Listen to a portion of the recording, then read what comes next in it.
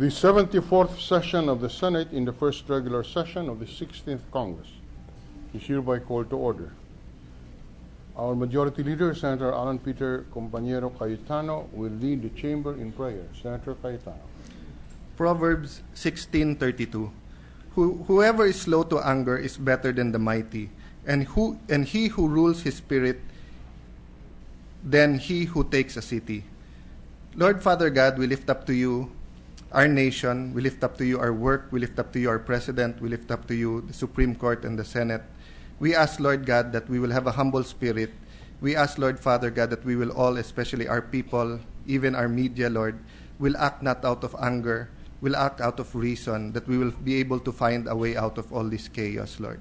We ask also, Lord, that this chamber will be able to do its work, will be able to deliver the bills, the resolutions, the services that our people need, especially as rainy season and as classes start.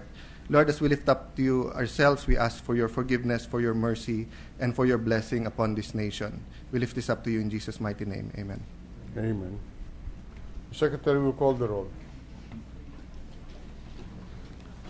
Roll call of members. The Honorable Senators Angara, Aquino, Binay, Cayetano Alan Peter Compañero S., Cayetano Pia S., Defensor Santiago, Ejercito, Enrile, Escudero, Estrada, Gingona, Unasan, Lapid, Legarda, Marcos, Usmeña, Pimentel, Po, Recto, Revilla, Soto, Trillanes, Villar, Senate President Trilon. 17 senators answered the roll call. The chair declares the presence of the quorum. Sir President, magandang hapon po sa ating pong mga colleagues. I move that we dispense with the reading of the journal of the 73rd session, May 20, 2014, and consider the same as approved. Any objection? Hearing none, the reading of the journal of the 73rd session is dispensed with, and the same is hereby approved. Sir President, I move that we proceed with the reference of business. Secretary will read the reference of business. Bills on first reading. Senate number 2233, entitled An Act Strengthening the Sugarcane Industry by establishing the Sugarcane Industry Development Fund, providing funds therefore and for other purposes, by Senator Legarda. Agriculture and Food, Government Corporations, Public Enterprises, Ways and Means, Finance. Senate number 2234, an act providing for the development and promotion of farm tourism in the Philippines and for other purposes, by Senator Joseph Victor Ejercito. Agriculture and Food, Tourism, Ways and Means. Senate number 2235, an act amending sections 443, 454, 463, and 477 of Republic Act number 7160, otherwise known as the Local Government Code of 1991, and for other purposes, by Senator Marcos Jr. Committees on Local Government and Public Works. Resolutions. PS Resolution number 654, urging the appropriate Senate committee to review, in aid of legislation, the proliferation of cyber extortion or blackmailing in the Internet, with the intention of strengthening and tightening existing relevant laws and protecting women, children, and innocent victims, by Senator Grace Poe. Public Information, Mass Media, Human Rights, Justice and Human Rights. PS Resolution number 655, directing the Committee on Accountability, Public Officers, and Investigations, Blue Ribbon Committee, to reopen the inquiry in aid of legislation on the 728 million pesos fertilizer fund scam in light of recent developments and revelations with regard to the following. 1. The dismissal by the Ombudsman of the case against former President Gloria Macapagal Arroyo for the alleged misuse of the fertilizer fund. 2. Vital information on the scam newly revealed by witnesses. And 3. The alleged involvement of Janet Lim Napoles and her co-conspirators in the scam introduced by Senator Cayetano A.P. Accountability of Public Officers and Investigation. PS Resolution number 656, directing the Committee on Games, Amusement, and Sports and other appropriate Senate committees to conduct an inquiry in aid of legislation into the safety standards and practices being implemented in the country's boxing events, with the end in view of ensuring the safety of Filipino boxers, by Senator Lapid. Committees on Games, Amusement, and Sports. PS Resolution number 657, directing the proper Senate committees to conduct an inquiry in aid of legislation on the impending tuition fee increases in educational institutions nationwide, by Senator Maria Lourdes Nancy S. Binay. Education, Arts, and Culture. PS Resolution Number 658, directing the proper Senate committees to conduct an inquiry in aid of legislation on the reported cholera outbreak in North Cotabato by Senator Maria Lourdes Nancy S. Binay. Health and Demography. Communication, petition from the Pambansang Kilusan ng mga samahan ng magsasaka et al. Re, in direct initiative to enact national legislation entitled An Act to Spur Rural Development in the Coconut Sector by establishing the Coconut Farmers Trust Fund, providing for the management thereof and for other purposes. Agriculture and Food. Majority Leader.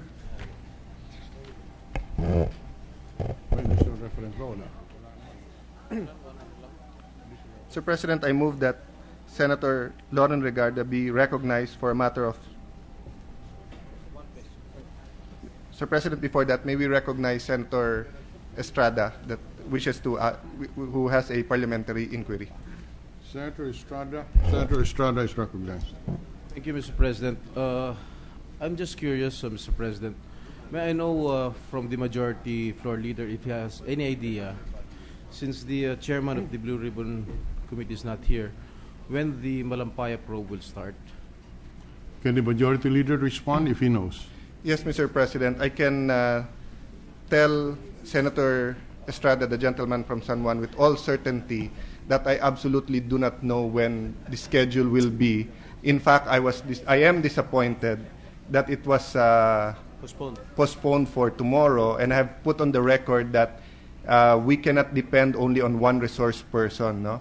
However, to be fair to Senator Gingona, I have not spoken to him, and he may have other reasons. That's why I stopped there, and I'm also waiting. But whether it's the Malampaya or it's the PDAF, in both cases, the COA, the DOJ, the Miss Napoles will be summoned. So I think the nation eagerly awaits the opportunity to hear and be able to ask questions, Senator. May I know what was the reason why the Blue Ribbon Committee canceled the investigation tomorrow, Mr. President? Mr. President, I only read in the papers and learned from the Senate media that one of the reasons, and again, to be fair to Senator Gingona, I do not know if there are other reasons, is that the chairperson of COA will not be available on Thursday. And I can only surmise. She's in the United States again? She's been traveling very often. Senator Estrada knows her itinerary more than me, but that's a big probability.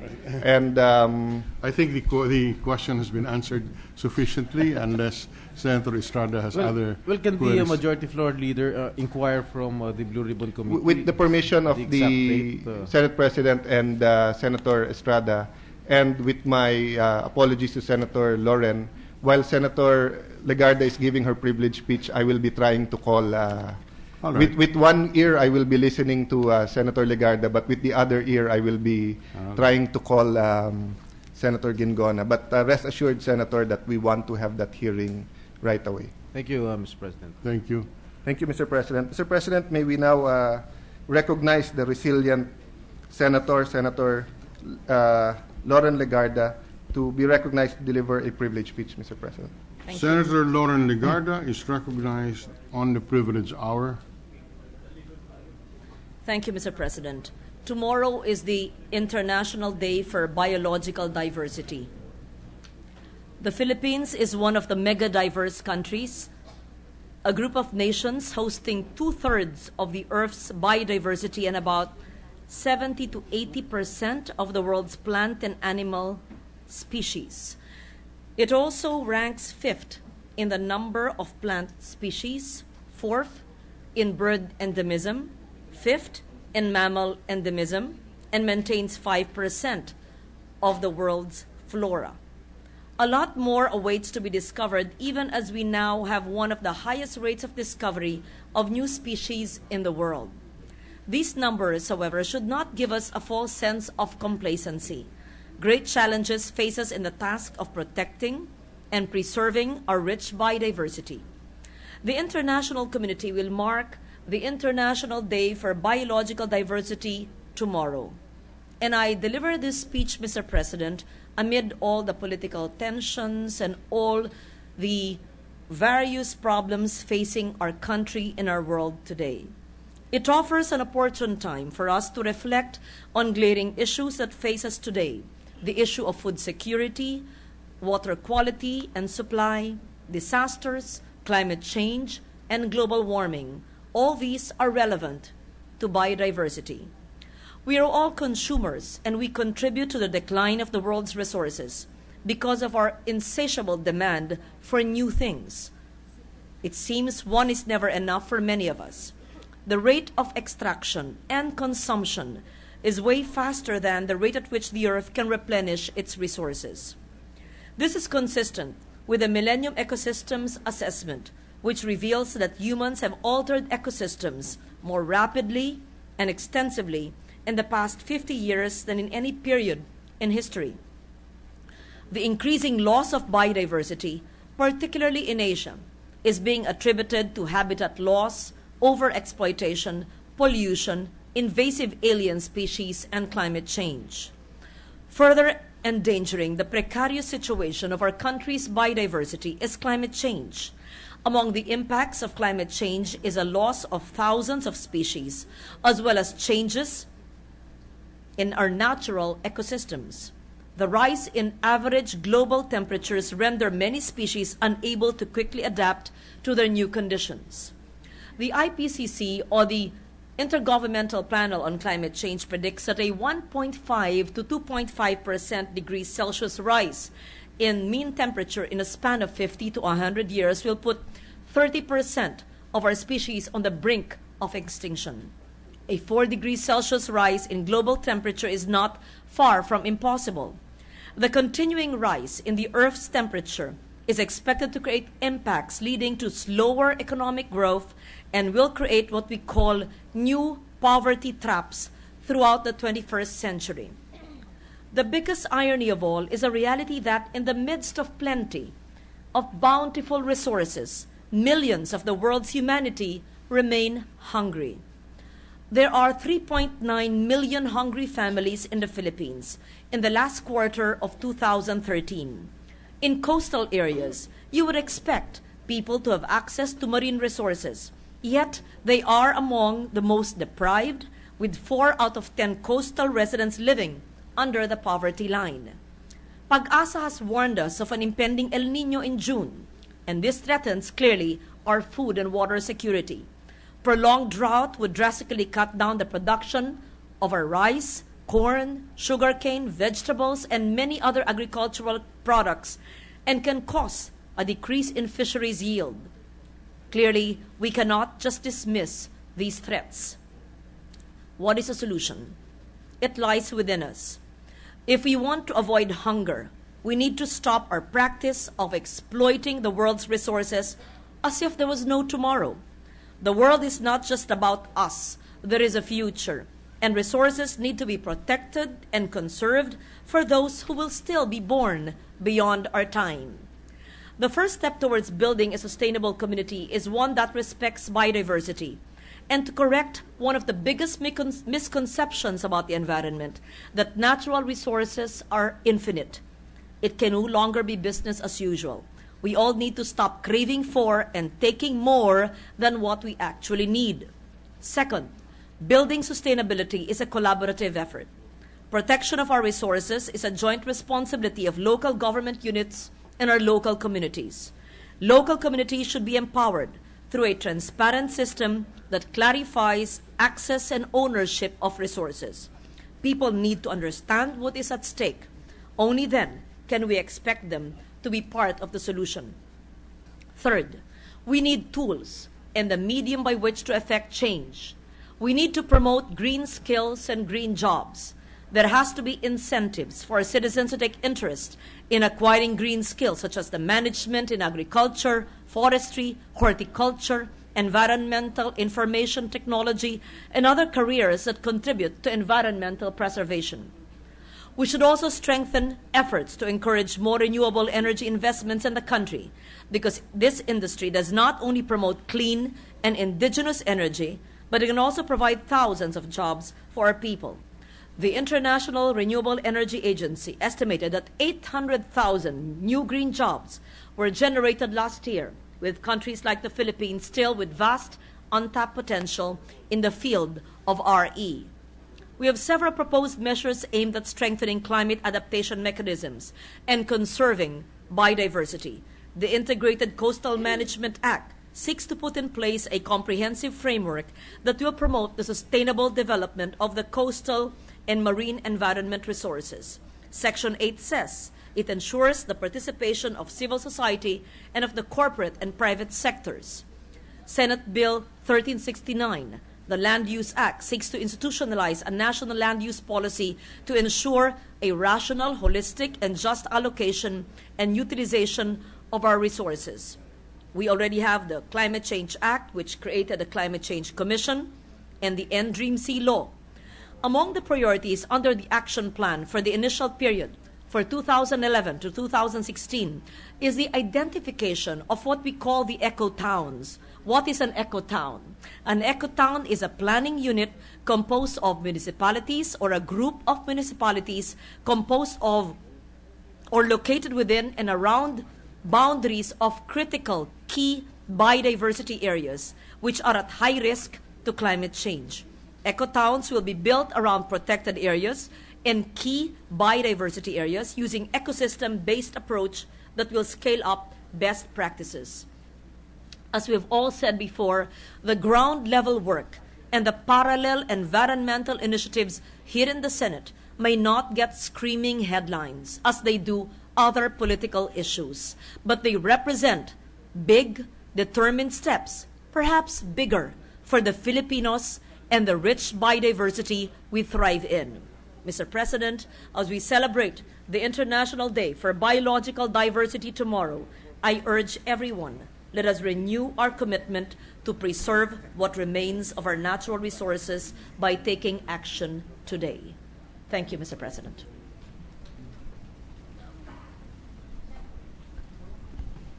Mr. President, Thank you, Senator Ligarda. Mr. President, there being no member who wishes to interpolate, I move that we refer the speech to the appropriate committee. Is it the Committee on Environment? Yes, Mr. All right. President. So the privileged speech is referred to the Committee on Environment. I move to suspend session for a few minutes, Mr. President. Session suspended.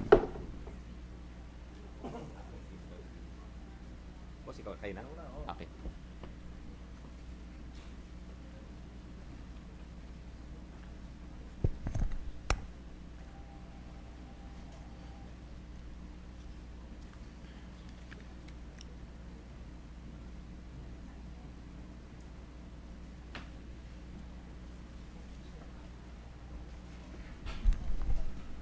Session is resumed.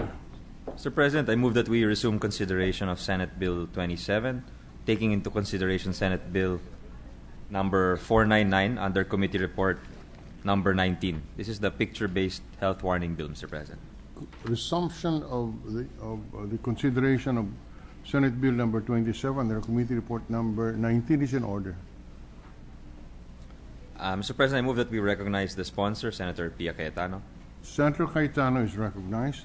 To interpolate, I move that we recognize the Assistant Minority Leader, Senator Tito Soto.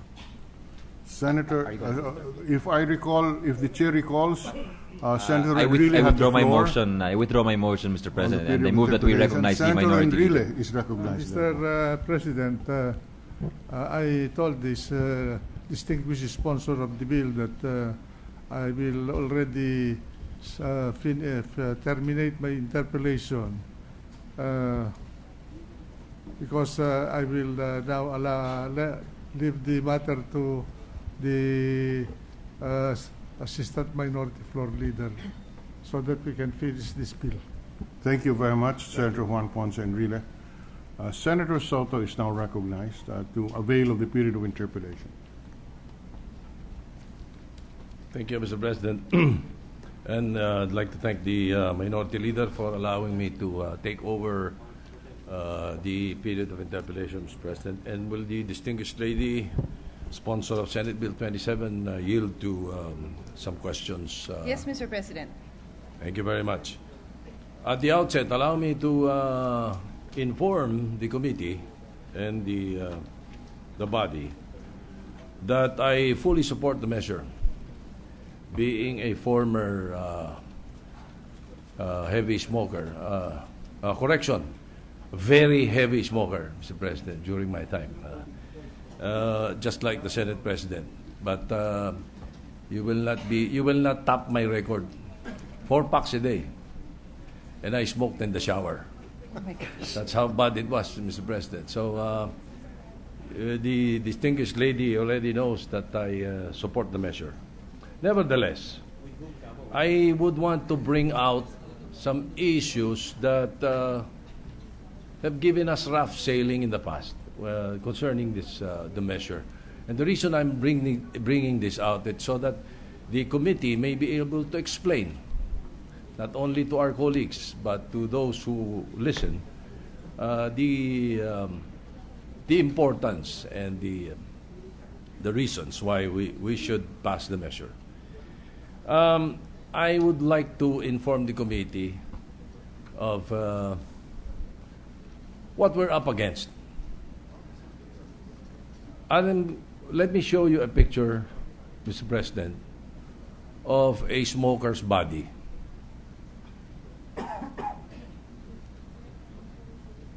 I acquired that picture and poster from the Medical City in Ortigas. This is how a smoker's body looked like, Mr. President. The literature would be not visible at this type of shot, but I have a copy here, which I would like the page to show the other members of the Senate who are in the lounge. For the record, those in the lounge, in the smoking room, need Already. to see this. That's what His Honor means, no? You gave them already, yes. Yeah. No, I didn't give them. I just happen to have a copy as well. Good. I wanted them to see that. So we'll send one to them now? Yes, please. Can Okay. we send one to them now? Now, Ayun na. okay, thank you. I showed this to a group of smokers in Broadway Centrum. And you know what they answered? You know what they did? They lit up a cigarette. And they laughed at me. That's what we're up against, Mr. President. I agree. There are apprehensions, there are issues that they have been raising. Let me ask some of them. If you don't mind, we can get rid of the picture already. And unless you do I not think want it's to. good for inspiration. Okay. Maybe we have smokers here while we are talking about it. They can look at the visuals instead of us and just listen to us. Unfortunately, the smokers left. No, I mean maybe in the audience. Yes, Maybe. yes. May mga kabataan Okay. dyan na sana hindi naninigarilyo. Pero kung naninigarilyo kayo, di makinig na lang kayo at manood. Okay. Tingnan pala. Thank you. Mr. President, Your Honor, in our bill, we are proposing a 60-60 graphic health warning. And the way I understand it is that we want to increase awareness of smoking health hazards, to decrease initiation, to decrease smoking rates. And I suppose the ultimate goal of the bill is to bring down the number of Filipino smokers. Is that right, Mr. President? That is basically right. The emphasis would be on the youth. So the idea is when they first see a friend holding a pack of cigarettes, or they pass by a store and they would be curious about the cigarettes, even the young ones, the children, initially they will already see that there is something unhealthy related to smoking through visual means. Good. Thank you very much. That's a very good answer, Mr. President, because mukhang mahihirapan tayo dun sa talagang smoker eh. Yes, we agree, Mr. President. In fact, I think the studies really show that those who are already addicted to smoking, they are desensitized. Yes, as the example I mentioned Exactly. earlier, no? Baka swerte na tayo makakuha ng 10%. I Mabawasan o tumigil. Yes, I don't know the numbers. If we have, I will be happy to give it. But definitely, the target is really for the new ones so that they Yes. do not get initiated in the habit. I'm glad you said that, Mr. President. As a matter of fact, that is the same strategy when you fight the problem of illegal drugs. Preventive education targets mostly the new 13 years old. Yes. Oo. So, Yes, pareho po, Mr. strategy. President. Yes, very Yes. good. Thank you. Now, also, it has come to my attention that under a global adult tobacco survey conducted by the DOH, Philippines DOH, and the NSO, and with the technical assistance from the WHO, I'm sure you have copies of this, and the US CDC. The study stated that 94% of adults in the Philippines believe that smoking causes serious illness. And Filipinos believe that smoking can cause lung cancer, about 95% of them, or 95%. Heart attack, 81%. And stroke, 75%. The awareness of the adult Filipinos as to the health hazards of smoking is 94%. Is this accurate, Mr. President? Yes, we have the same figures that His Honor quoted on the 94% of adults believing that smoking causes serious illness. We have that. Okay. We confirm. Okay, that fortifies our earlier concurrence that yung quitting, hirap tayo. But we Because stand a good chance. yes, no? so- But starting, that is a good strategy. There's the window. There's yeah, the window. Yes, the strategy. Okay. And if I may, Mr. President, just add that I think that is a worldwide problem. In fact, not just for smoking, for many illnesses that mankind is faced with. Human beings have a weakness for things or products that may not be good for them, but once they get addicted to it, it could be anything from sweets to tobaccos to drugs to lechon, and these products that we know that we should limit our intake or totally eliminate. It's very difficult once you already have those habits in place. Yes, but nothing beats willpower. Well, speaking through the voice of experience, Mr. President, that's what I did. September 30, 1987. I don't know if you were born already during that time, but that was the time I stopped smoking. Now, okay. What is our committee projection on the decrease of smoking rates? Doon tayo sa baka sakaling Yes. mapigil natin. After the implementation of the bill requiring 60-60. Yes. I'd like to make use of statistics from other countries as a comparison. In Canada, during the time that they had text warnings in place, the prevalence rate for 15 to 19-year-olds stayed between the numbers of 27% to 29%. It just played around there every year, 27%, 28%, between the ages of 15 to 19. When graphic health warnings were introduced, the rate went down it went to 25, from the years 2000 to the years 2012. It went from 25% and then gradually to 22, to 18, to 15, in 2009 to 13%, and in 2012 to 11%. So you can see that there is a big change over 12 years. That's more than 10%, more. The prevalence rate decreased by more than 10%. So we'd like to use this as an indicator that there would be positive effects on the youth when it comes to smoking. What about sizes? the 60-60 globally. Now that you've mentioned the predominant statistics globally, what about the predominant practice globally in terms of health warning sizes? Yes, we have that, Mr. President. There are countries that have used the 30%, only 30% of the packaging size, and there are those who go up to 80? 100? Then there are those who go up to 100, but 100% on one side, and then none on the other. And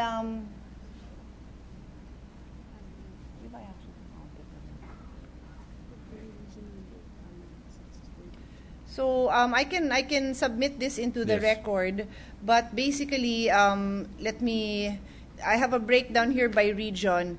In the Western Pacific region, Australia 82%, Brunei 75%, New Zealand 60%, Cook Islands 60%, 4 other countries 50%. In the 50, America, no? 50-50 o 50 lang? Which one side lang? I'm assuming, Mr. President, this, well, let me clarify. What does this mean?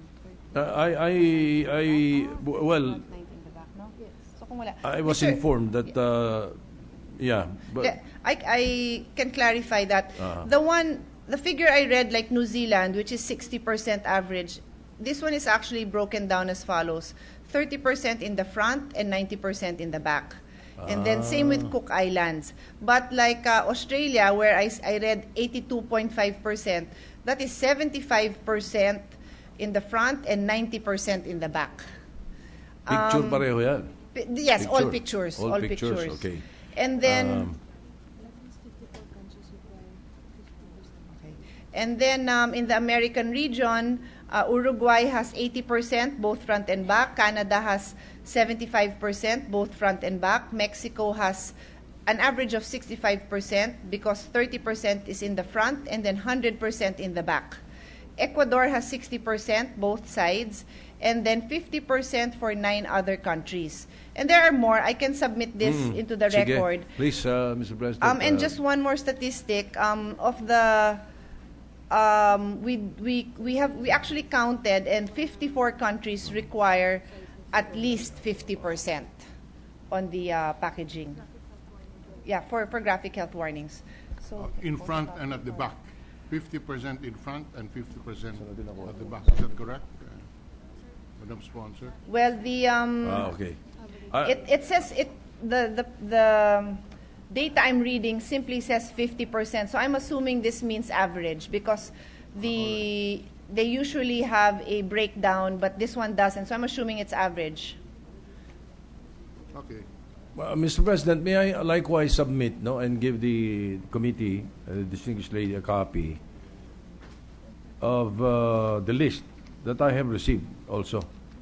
Ranges from, of course, 0 to 0-30, 0-100, 30-30, 10-10, 15-15, to all the way to 80-80, all the other countries.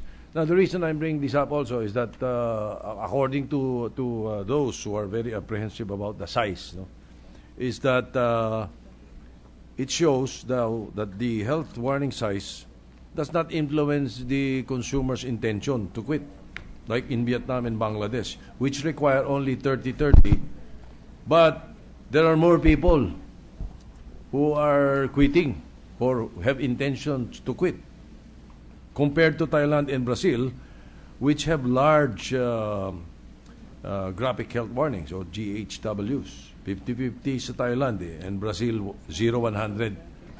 In other words, 0 sa back siguro or front, and then 100% on the other side. So, well, anyway, I brought this up, and I remember the minority leader mentioning the fact that in the Philippines, a big percentage, I understand 70% of cigarette consumers buy the tingi-tingi. So they don't look at the package. They do not see the pack. So are there studies that we have done or the DOH has done showing the percentage on how many Filipino smokers view the current text-only? Anong dating sa kanila? The current text-only warnings on packs. Yes, as I've asked the resource persons to provide us if there is any. But while we're waiting for it, just to react to the statements, I do not disagree with the data that His Honor presented on the floor or mentioned on the floor, because in fact, the success of any program to reduce the number of smokers or to reduce smoking in the population would really be dependent on different programs. So, as I've always said during the other interpellation, the other debate, the debates that we've had, and in the sponsorship speech, we have to look at the totality of the programs available, and graphic warning is just one of them. So it is very likely, and I personally feel that the price of the tobacco product itself is a very big factor. The more prohibitive the price, the less the chances of the youth having access to it. And for that matter, anyone else who is on a tight budget. So that is one factor, and many other programs initiated in different countries would have that effect. So it is truly possible that there may be a country that has a small graphic warning but still a successful rate because of other programs in place. I definitely agree with what you said. As a matter of fact, I'm having second thoughts on that report which I got. Kasi sabi, in Vietnam, in Bangladesh daw, na 30-30 lang, it was found that there were more people thinking about quitting as compared to Thailand and Brazil. Thinking about quitting lang yun eh. Yes. They didn't actually quit yet. So I would tend to agree with what you mentioned. And again, let me make it clear. I'm bringing this out so that we are able to answer these issues that they're bringing out, that they're raising. In fact, Mr. President, His Honor's questions bring to light the fact that any program that, bring to light the fact that the objective to reduce smoking in the Philippines, particularly among the youth, should not end with graphic health warnings. It's not the be-all and end-all of a cessation program. And I now am ready to put on record the response to the Assistant Minority Floor Leader's question on the effect on Filipinos of existing text warnings.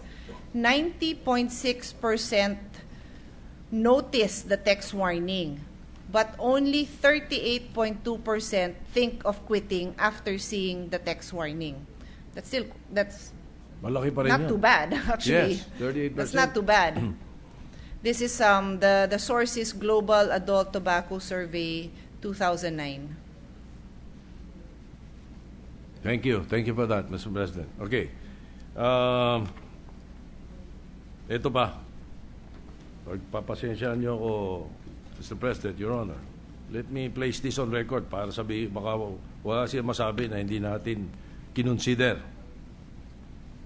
No? And we would like the committee to place on record their reaction and explanation, because I know you will be able to hurdle these so-called studies that they have presented. Okay. Some studies show that oversized health warnings are unnecessary because they do not materially reduce smoking rates, as confirmed by 1, 2, 3, 4, 5. Let me go through it very quickly. In the U.S. case of R.J. Reynolds et al. Versus FDA, and the U.S. Appellate Court invalidated a U.S. FDA regulation requiring 50% GHW on both front and back panels of cigarette packs because it was not demonstrated that the proposed health warnings will directly advance government's interest of reducing number of Americans who smoke The court further noted that the US FDA itself conceded that the projection of a 0.088 drop in US smoking rates after the implementation of the proposed GHWs is, quote, not statistically distinguishable from zero, sabi ni Leon. And then, there is another one, a Gospodinov and Irvin report, authors of the Global Health Warnings on Tobacco Packaging, evidence from the Canadian experiment, the title. They admitted that they failed to detect any significant prevalence effects of heavy-duty warnings on cigarette packages in Canada after their introduction in 2000. And then KCB Mulligan, professor of economics at the University of Chicago, concluded that the 50% graphic warnings introduced in December 2000 played no discernible role in the decline of smoking rates or reduction in cigarettes smoked in Canada. And then Research and Development Europe, a research institute providing assistance on improving policy and decision-making in the European region, concluded that increasing the cigarette pack health warning sizes to 50%, 75%, or even 100% will have no additional effect in reducing smoking prevalence. And then one study concluded that after noticing health warnings, more consumers thought about quitting in Vietnam and Bangladesh countries with 30% text-only health warnings on the front and back in comparison to, I mentioned that already earlier. And lastly, oversized GHWs will severely diminish manufacturers' ability to differentiate their products by using trademarks without sufficient evidence that such oversized health warnings reduce smoking incidents substantially more than textual health warnings or more reasonably sized GHWs. May we hear the reaction of the committee on this so that we can place that on record also, Mr. President? Yes. Well, on the first case that His Honor mentioned involving the U.S. court, can you tell me the name, what court is that? And so we can also look up that case. Because on the negligible... R.G. Nerold et al. Versus FDA. What, is it Circuit Court? Yes. Circuit Court, yeah. Yes. Okay, because I'm not aware, we put on record last week that there is a pending case in the Supreme Court, but there is no Supreme Court decision yet on the FDA regulations. But also on the data that was mentioned on the negligible change in decline in the prevalence rate, I will review that case because I don't know how they got that data because the graphic warning has not been implemented in the U.S. So it might have been based on a study. So for us to make an appropriate reaction, I'd like to take a look at the case. So that is for the U.S. case that His Honor mentioned. With respect to Canada, I'll put it on record because I'm assuming that different studies were conducted, but I am looking at the data that I put on record during the interpellation of the minority floor leader was based on a report from Canada, and that is also the report I quoted when I mentioned the declining prevalence rate. So it appears that His Honor and I have different data on Canada. The Canadian data we have shows that there has been a decrease. And let me just read the summary. During the past 14 years, from 1999 to 2012, C2UMS, which is the Canadian Tobacco Use Monitoring Survey, has reported a decline in the overall current smoking rate among Canadians aged 15 years and older from 25% in 1999 to 16% in 2012. The population aged 15 years and older increased by about 4.4 million Canadians. The number of current smokers has decreased by 1.5 million. Former smokers increased by 1.9 million, and never smokers increased by 4.0 million. Overall, we saw the population increase by about 15%, while ever smokers, current and former combined, did not change. So This is the records we have on Canada. As for a global comparison, I'm still checking if there's anything. Kosbodinov and Irvin, mga authors ito nung Global Health Warnings on Tobacco Packaging. Evidence from the Canadian experiment. Yan po yung pinanggalingan niya. What's the name again? Global Health Warnings on Tobacco Packaging. Semicolon, evidence from the Canadian experiment. Yun ang title nila. And then the other also from Canada. Galing din ng Canada ito eh. Pero ang taga Chicago siya eh. KCB Mulligan, Professor of Economics at the University of Chicago. Pero study nila ito. The study that you mentioned came from? the Canadian Tobacco Use Monitor Survey. Okay. So I would be happy to look at it and try to reconcile because many times there are different factors involved. Like in this case, it takes note of the fact that there was an increase in population and yet the increase of number of smokers did not increase. So we have to look when we look at whole numbers, what is it vis-a-vis the existing population and the population increase. So I would be happy to try to dissect it and clarify. And with respect to other countries, I would also be happy to check what other programs those countries may happen to have in place that made it effective despite having smaller graphic warnings, if there's any other factors that affected the results. But then again, Mr. President, in as much as this, even in Canada and the United States, is a very controversial issue. Yes. Pagka mayroong counter-study na gano'n, the other one negates the other eh. Kaya okay na rin. I will accept what you explained, what you said. No? Thank you. And I will also admit, Mr. President, that the objective of the committee really is to have a visual that is easily seen. Now, whether that is 30 or 100%, I would just imagine common sense dictates that the bigger it is, it's just easily visible, especially if the packaging is smaller. So we were trying to be reasonable in our approach by not going to the full extent of 80%, 90 or 100, but also not also being the bare minimum because the Framework Convention suggests 30% or more. So when I was conducting hearings, I did mention that wag naman tayo dun sa pinaka minimum of the minimum. I agree, Mr. President. What is the House version? What does There the are House different version bills, say? Mr. President. Currently, what are they approving? Wala pa. Because nasa committee pa lang po sila. Well, as Senator Soto is fully aware, we will be taking this up on in Monday. our regular monthly meeting with the House leadership. Yes. Where the minority leader or the assistant minority leader is a regular member. So we can discuss it there, Senator Soto. I'm told the House version is not has not been officially referred to us. Yes, it has not. I'm told, Mr. President, the bills range from 30 to 85. Okay. Would the distinguished lady agree to a proposal of 50%? I can consider 50, but definitely conservative, but still strong. Yes. Ano?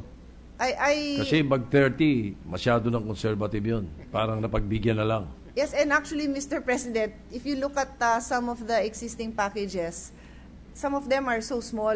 So yung 30 nun, it's like an ID picture.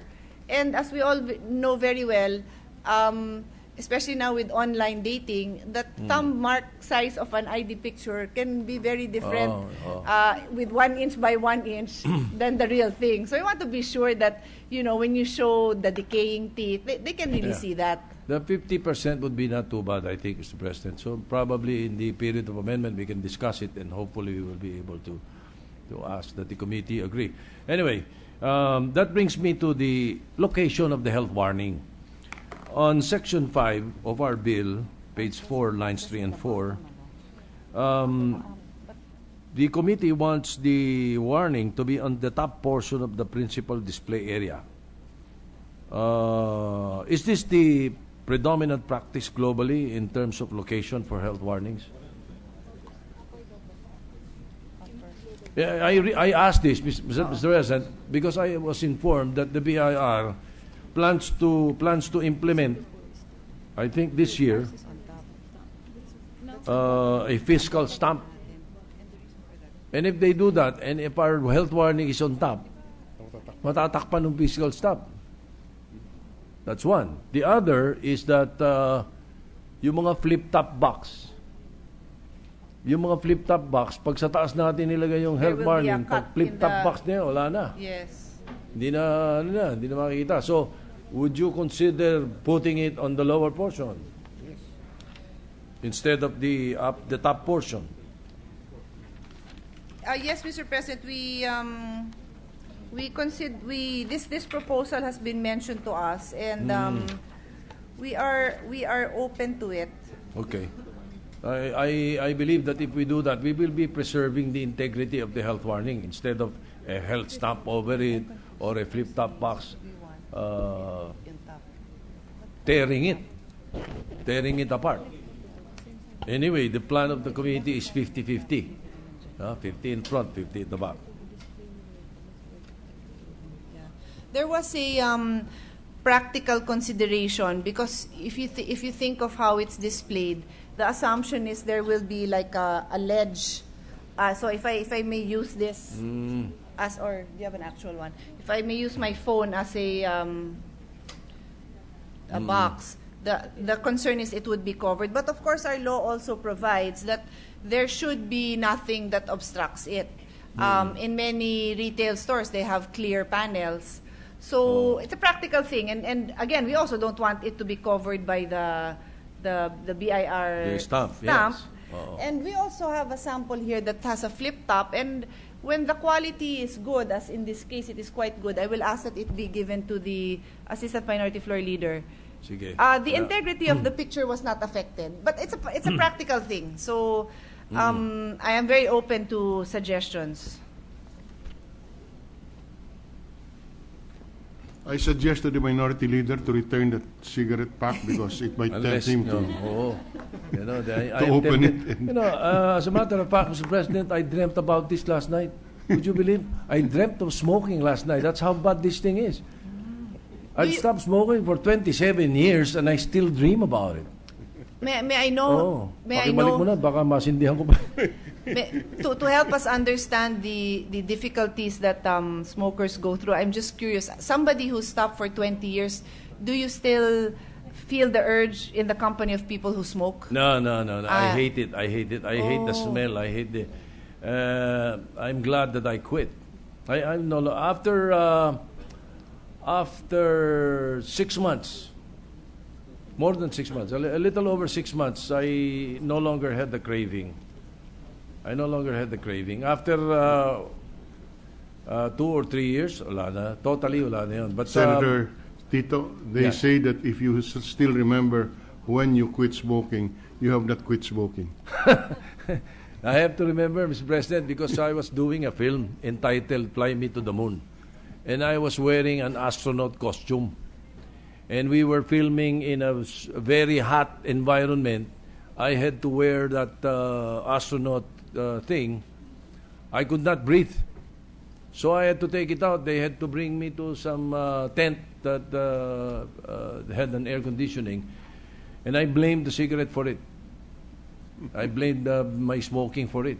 I felt that I was dying. I could not breathe anymore. So I knew it was the smoking thing. I smoked for, since 1965 to 1987. 22 years. Actually, Mr. I President, smoked for 22 years. Mr. President, if you ask me, a testimony by somebody like Senator Soto among the youth I will agree, will carry much more impact than a graphic warning, for sure. And that's what some advocates are trying to do. But of course, it helps when you really have people who they recognize, celebrities or people whose name they have seen, have heard of. That would help them when they hear those stories. So like I said, there are a lot of programs in place, but these stories are very powerful. Even I am not a smoker, but when I hear you say that, I can feel the pain that you went through, the difficulty, and your commitment not to go back to that. Yes, Mr. President. I promised myself that after 1 month when I stop, hopefully after 1 month, I will be able to breathe well already. So I can smoke again. That was my intention, no? But after 1 or 2 weeks, I had the craving. And what I did was I prayed. I asked God to help me stop it for at least a month, I said to myself. And I was able to. That came with that came with these other guys trying to get me back into smoking, you know, especially my brother, who kept on puffing his smoke into my face while we were in our television program. And every time we had to eat, after lunch, they would all light up their cigarettes and smoke. And I had to pray. I think I was helped by the prayers. And so after 1 month, when I was about to light up again, I felt ashamed. I felt that if God helped me for 1 month, nakakahiya ibalik. So I continued, and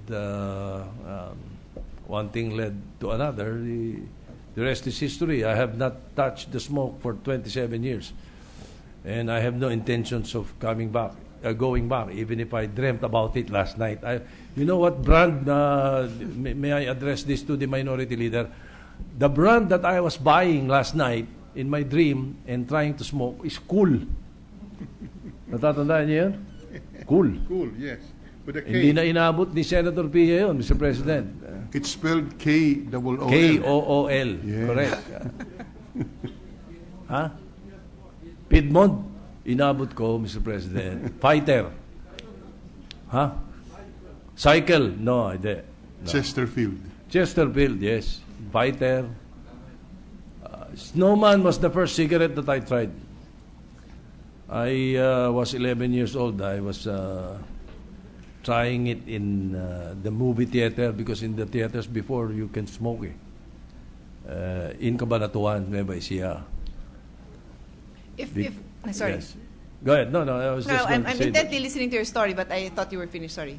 It's okay. Yes. Well, I was just going to comment when His Honor mentioned that the difficulty was even it became even more difficult for him when his brother would smoke in front of him, in fact puff in front of him or blow the smoke in his face. And I mentioned earlier that there really is a need for different programs to have a successful reduction of smoking population, and one of them is in the law in 9211, which is where we banned smoking in enclosed places, because without a law like that, I do believe, and we still struggle, I think, especially outside of Metro Manila, where enclosed places, particularly bars, would still allow. And despite this being the law, there is supposedly a clamor from the regulars, from the regular clients and customers to allow them to smoke. But that's why the law was put into place, so that this habit would change. So in most, but not yet in all, bars in Metro Manila, they are following this now, but not in all, because yes, I know. intently follow this and keep reporting when I am given reports of violations. And even in casinos, it's still rampant. Yes. So that's agree. a problem. As a matter of fact, I know of a story in Makati, along Pasuntamo, the place called Tokyo. There is a number of Japanese restaurants there. One of the restaurants is owned by a friend of mine, a golfing buddy of mine. And he's a smoker. So in his, he was following the law, but he was circumventing it. He was smoking everywhere, and there was a small room for non-smoking, for non-smokers. Mayor Jejomar Binay came, and he was going to eat in the restaurant. So he asked why there were people smoking, and he was complaining. The owner, the name is Okina, Mr. Okina. The owner told him that this is a smoking area. The non-smoking area is there inside. He told the mayor. So the mayor stood up and left. The following day, the health department came along, and the mayor's permit was revoked. The place was closed down, Mr. President. There are some people who still circumvent that law. Yes. In fact, I wrote a letter recently to the airport manager because there is an establishment in Naiya. Three ba? Well, 1 and 3, but the one I personally saw was 3, where it's a bar / coffee shop, and it is actually the smoking lounge, but they turned it into a complete bar and restaurant, and so basically it prevents non-smokers to enter because they turned their smoking lounge, which really should just be an enclosed area with chairs, into a bar where smokers can now smoke, but effectively that bans non-smokers from enjoying that privilege of having a coffee there or having a drink. So I am waiting for the response because actually I sent a letter quite a few weeks ago. Well, as I said, it's a work in progress actually, and we do face rough sailing, but I think you'll get there. We'll get there. As I mentioned earlier, we definitely will support this measure, and hopefully it will pass the House.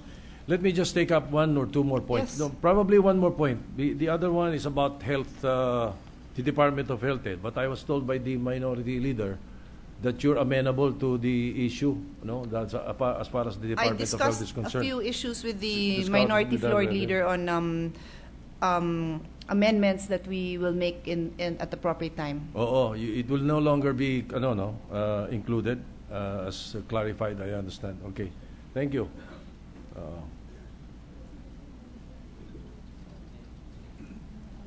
Okay, so let me just go to the export industry issue.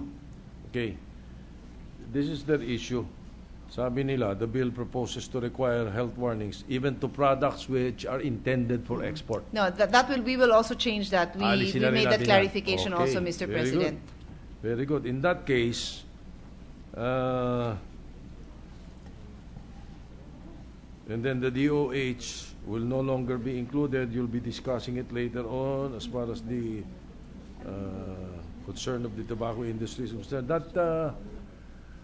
That terminates my interpellation, Mr. President. Hopefully, in the period of amendments, we will be able to come to agreements on certain points na natitira pa na konti, Mr. President. Thank you. Yes. Thank you. The distinguished Thank you, lady from... Senator Soto. Mr. President. Senator thank you. Ponce Enrile is recognized. With the permission of the 2 members of the chamber and the chair, I would suggest, in order to avoid any possible question of arbitrariness, that we'll establish a range where the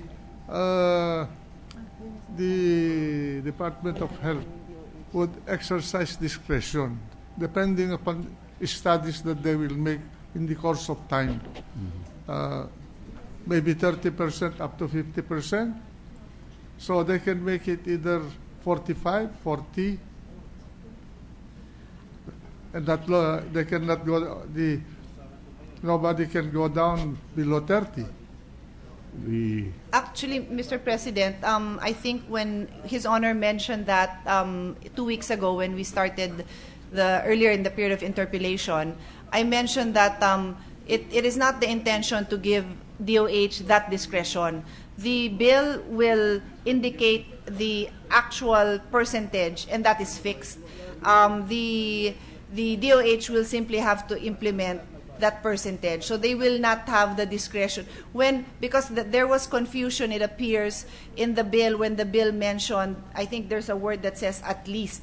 But that really was to give the manufacturers the goodwill that they may want to provide a bigger, they may on their own voluntarily provide for a bigger graphic warning. But in no way was that intended for DOH to have leeway to go down or to go up. So we will fix it here in Congress, and DOH will no longer have a say on that. Will never was intended to have a say on that. We will take this up in the period Yes, of amendment. Okay. at the appropriate time, when the period of amendments, that matter can be again taken up.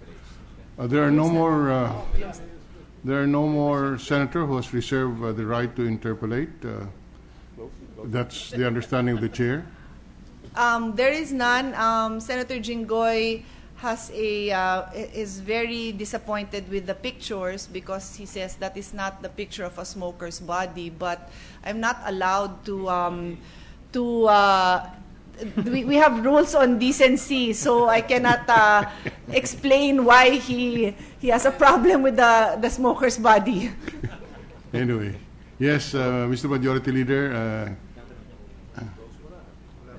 can we now consider closing the period of interpellation, Mr. Majority Leader? We will follow the Senate President, and I move that we close the period for interpellation, Mr. President. The period for interpellation on Senate Bill number 27, their committee report number 19, is hereby terminated. Mr. President, we will have the committee amendments early next week. Can we have the committee amendments on Monday? Then? We can start with committee amendments on Monday. I'm not sure if we'll be prepared to finish, but yes, we can start. We can start it on Monday. Mr. President, I move that we suspend consideration of Senate Bill number 27, take into consideration Senate Bill number 499 under committee report number 19. Consideration of the measure is suspended. Mr. President, that's it for the day. I move that we adjourn the session until 3 o'clock in the afternoon, May 26, 2014. Session is adjourned until 3 p.m. of May 26, 2014.